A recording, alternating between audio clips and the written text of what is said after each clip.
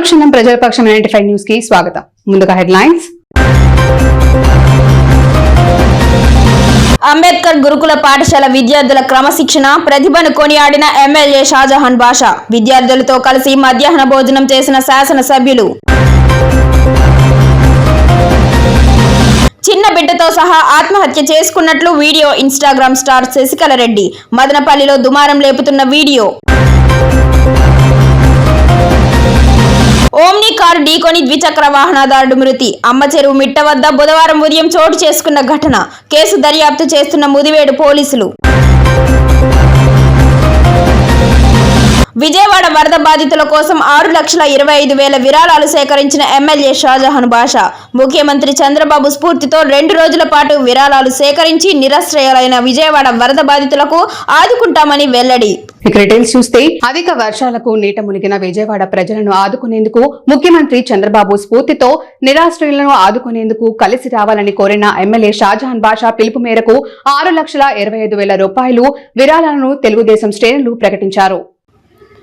బుధవారం తెలుగుదేశం పార్టీ కార్యాలయంలో ఏర్పాటు చేసిన విలేకరుల సమావేశంలో ఎమ్మెల్యే షాజహాన్ బాషా 2 లక్షల విరాళం ప్రకటించారు. తమ నేత స్ఫూర్తితో పలువురు తెలుగుదేశం నేతలు ముందుకు వచ్చి విరాళాలను ప్రకటించారు. బుధవారం ఒక్కరోజే 6,25,000 రూపాయలు విరాళాలు ప్రకటించారు. ఈ సందర్భంగా ఎమ్మెల్యే మీడియాతో మాట్లాడుతూ లక్షలాది మంది ప్రజలు నిరసరాయులైనప్పుడు తప్పులు ప్రచారం చేయడం జగన్ పార్టీకి తగదని హితవు పలికారు. తమ పాలనలో చేసిన తప్పులను కవ్విపుచ్చుకోవడానికి జగన్మోహన్ రెడ్డి అసత్యాలు ప్రచారం చేస్తున్నారని ఆగ్రహం వ్యక్తం చేశారు. ప్రజలను ఆదుకోవాల్సిన రాజకీయ పార్టీలు నేతలు అధికార పార్టీ పైన నిందలు వేస్తూ తప్పించుకొని తిరగడం భావ్యం కాదని అన్నారు.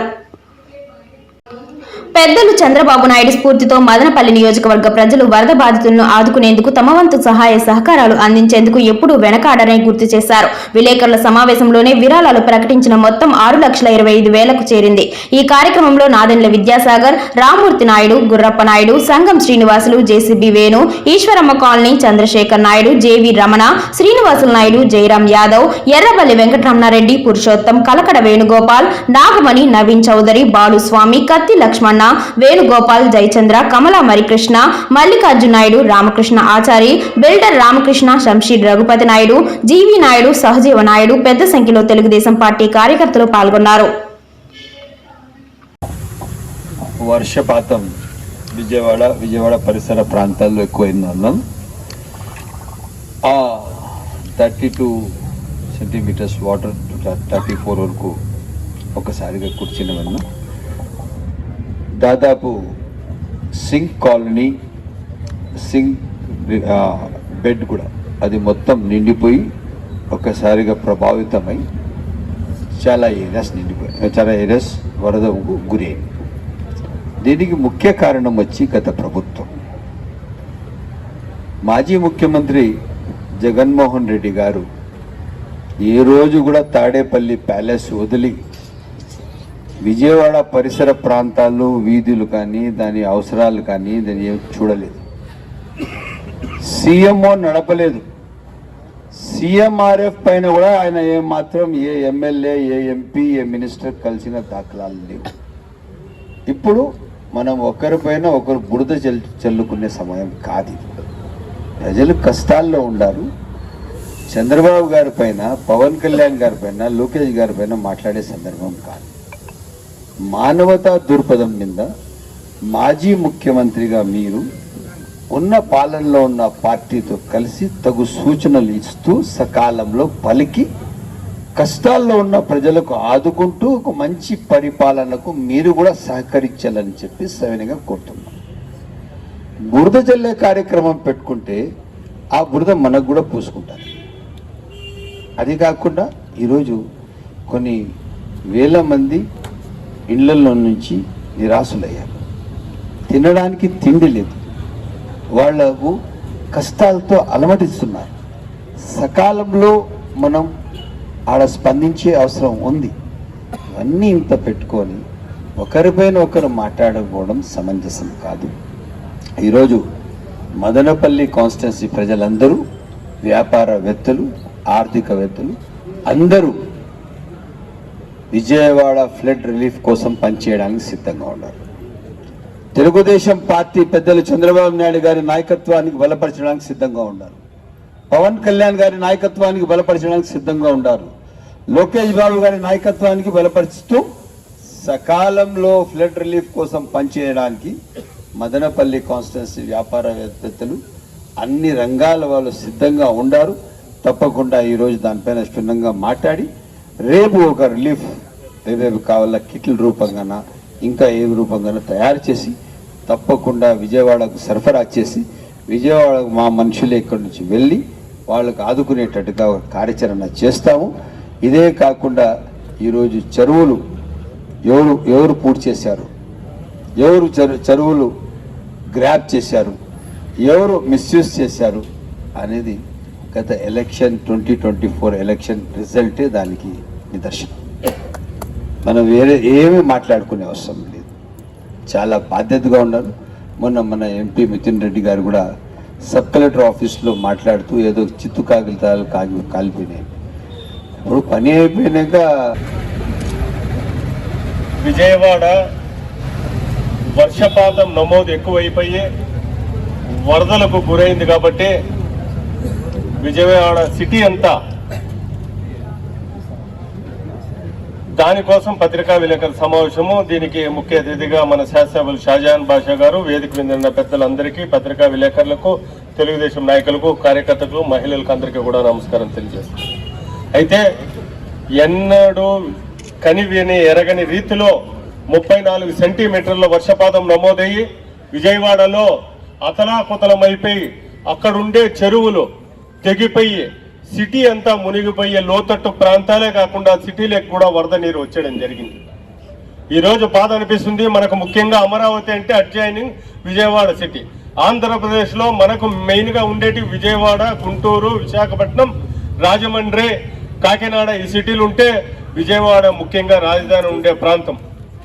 ఈరోజు దీనికి స్పందిస్తూ మదనపల్లి శాసనసభ్యులు మన మున్సిపల్ చిన్న బిడ్డతో సహా ఆత్మహత్య చేసుకుంటున్నట్లు వీడియో పోస్ట్ చేసిన ఇన్స్టాగ్రామ్ స్టార్ శశికళారెడ్డి. మదనపల్లి పరిసర ప్రాంతాలలో నిర్మాణస్థ ప్రదేశంలో ఇన్స్టాగ్రామ్ నటి అయిన శశికళారెడ్డి చిన్న బిడ్డతో ఆత్మహత్యాయత్నం చేసుకుంటున్నట్లు ఒక వీడియో సామాజిక మాధ్యమాలలో వైరల్ అవుతోంది. శశికళారెడ్డి సెల్ఫీ వీడియో తీసుకుంటూ, నన్ను ఒకతను మోసం చేశాడు, నేను నా బిడ్డ ఇద్దరం ఆత్మహత్య చేసుకుంటున్నాం, అప్పుడైనా మీరు సంతోషంగా ఉండండి అంటూ వీడియో తీసి పోస్ట్ చేసింది. సోషల్ మీడియా, సామాజిక మాధ్యమాలలో ఇది పెద్ద దుమారమే లేపుతోంది. మేము చచ్చిపోవడానికి కారణం ఈ ఫోటోలో కనపడుతున్నారే వీళ్ళే. నా చేతులతో నా బిడ్డను కూడా చంపిస్తున్నారు కదా. ఇంక బతకలేదు నిన్ను వీళ్ళు నన్ను ఎంత హింస పెట్టారు, ఎంత టార్చర్ పెట్టారో అన్ని ఈ ఫోన్లోనే ఉన్నాయి, సేవ్ డ్రాప్లోనే ఉన్నాయి. మొగుడు నిత్తి పెళ్లి కొడుకు అనమాట. పిల్లలు లేరని సాకుతో అందరినీ పెళ్లిళ్ళు చేసుకొని పోతా ఉంటే ఈమె డబ్బులు ఉన్న అహంకారంతో ఎంతో కొంత ఇచ్చి ఇడిపించుకుంటా ఉంటుంది. ఆడేమో పిల్లలు లేరని జస్ట్ సాకంతే ఆడవాళ్ళని టాబ్లెట్లు వేసుకొని వాడుకొని ఆడవాళ్ళ శరీరంతో ఆడుకునే నీచుడు వీడు. నా దగ్గర అన్ని సాక్ష్యాధారాలు ఉన్నాయి. సొయ్యాన వాడి పెళ్ళామే మాట్లాడి చెప్పిన ఎవరో పక్కన సంబంధం పెట్టుకున్నాడు మాట్లాడిన రికార్డులు నా దగ్గర ఉన్నాయి. ఆవిడ చెప్పిన క్లూలతో సహా వాళ్ళ దగ్గరికి వెళ్ళి నేను ఫోటోలతో సహా నేను తీసుకొచ్చాను. ఇదే ఫోన్లోనే ఉన్నాయి. నేను చావడానికి కారణము ఏదో వీళ్ళేదో నన్ను ఏదో భయపెట్టించారనో లేకపోతే నేను చేతగాని దాన్ని కాదనో కాదు.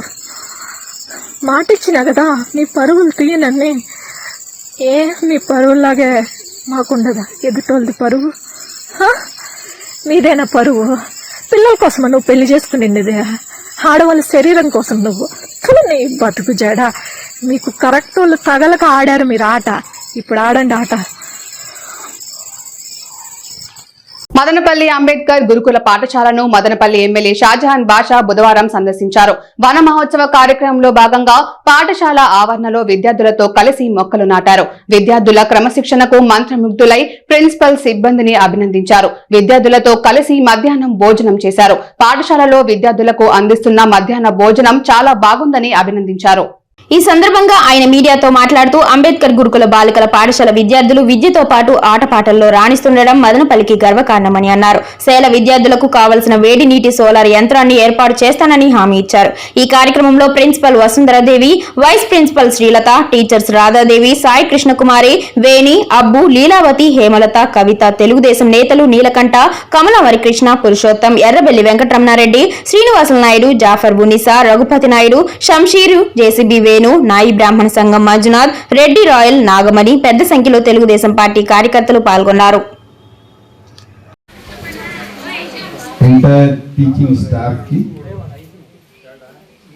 నాన్ టీచింగ్ స్టాఫ్ కి, మా తెలుగుదేశం పార్టీ నాయకులు, నాతో ఇచ్చేసిన నాయకులకు, ముఖ్యంగా white feathers, white angels blue ribbon ఉన్న స్టూడెంట్స్కు,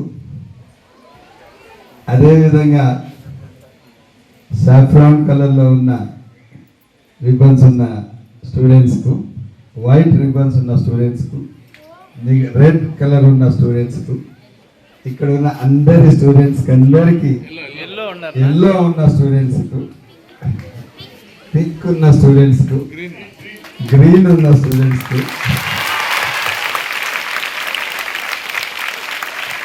ముఖ్యంగా అందరికీ గుడ్ ఆఫ్టర్నూన్ అమ్మా. Really happy to see you. ఎంత క్లీన్గా ఉన్నారు మీరు, ఎంత పద్ధతిగా ఉన్నారు, వెల్ డిసిప్లైన్గా ఉన్నారు. I appreciate your principal madam as well as the entire teaching staff to keeping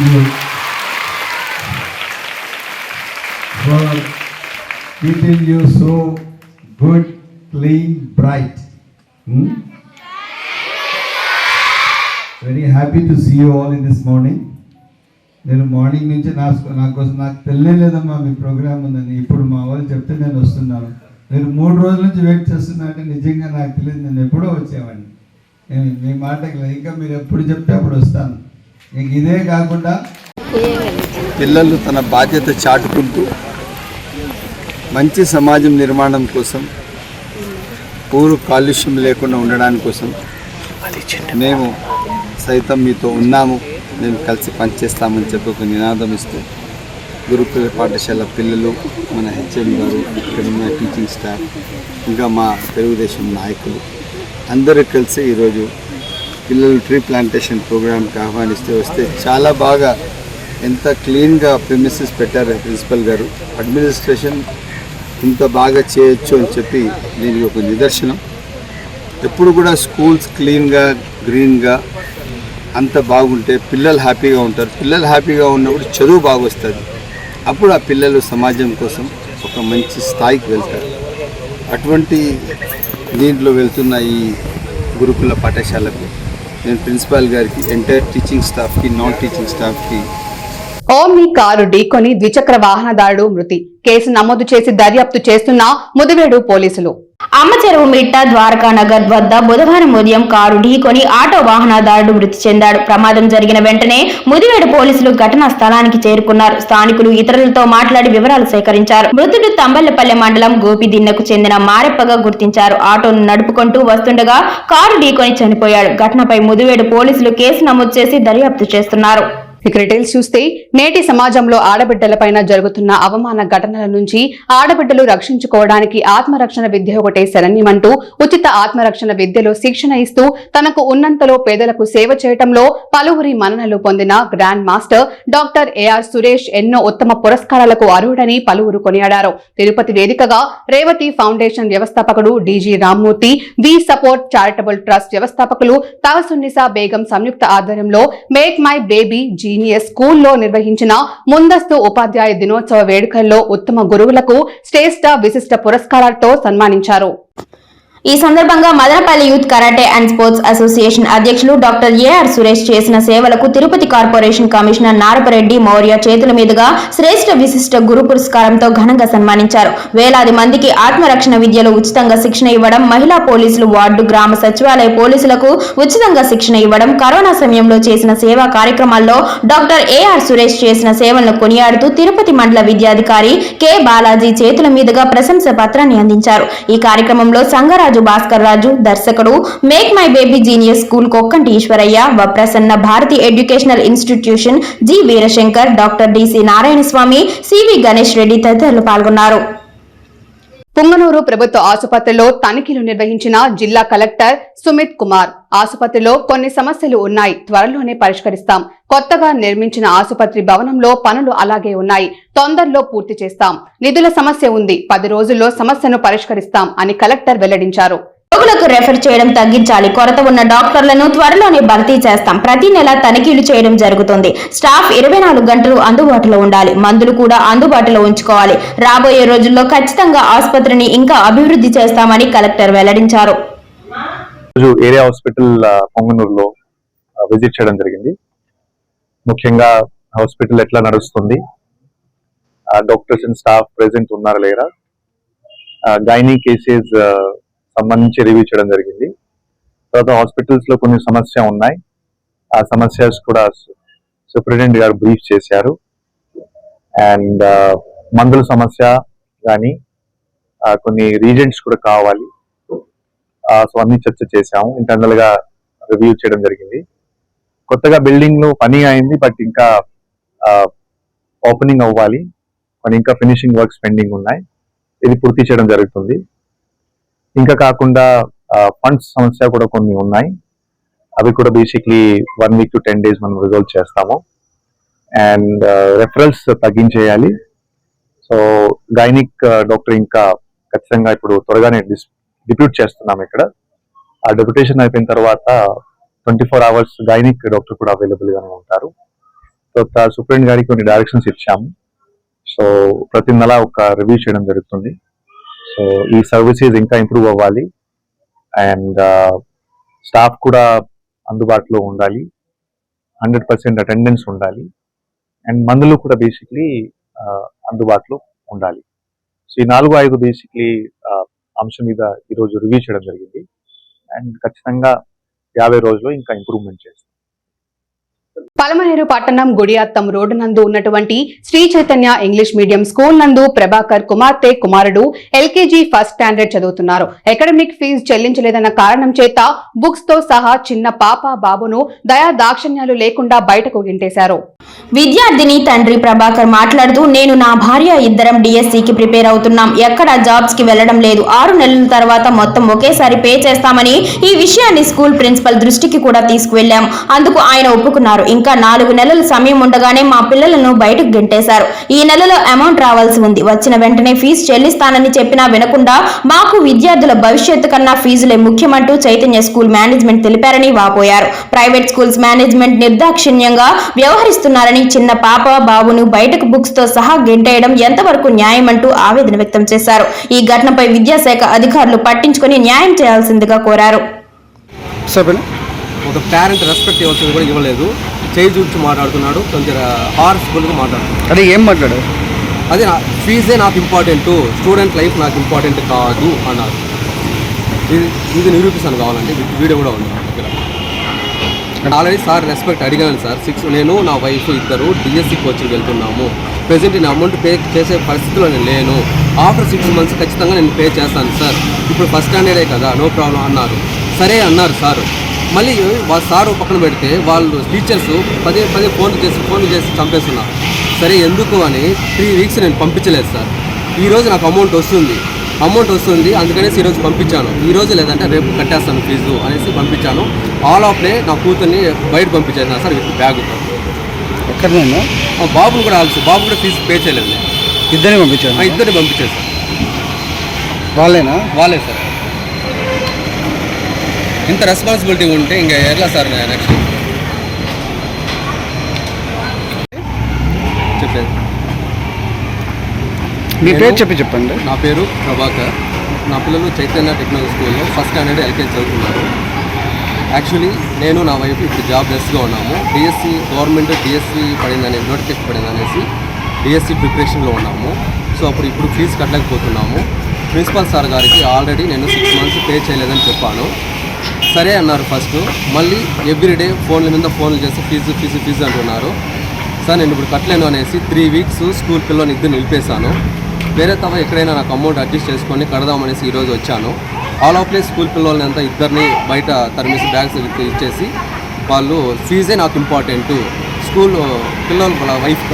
అనుక్షణం ప్రజల పక్షం 95 న్యూస్ ఇంతటితో సమాప్తం. తిరిగి రేపటి బులెటిన్లో మళ్ళీ కలుద్దాం. అంతవరకు సెలవు, నమస్కారం.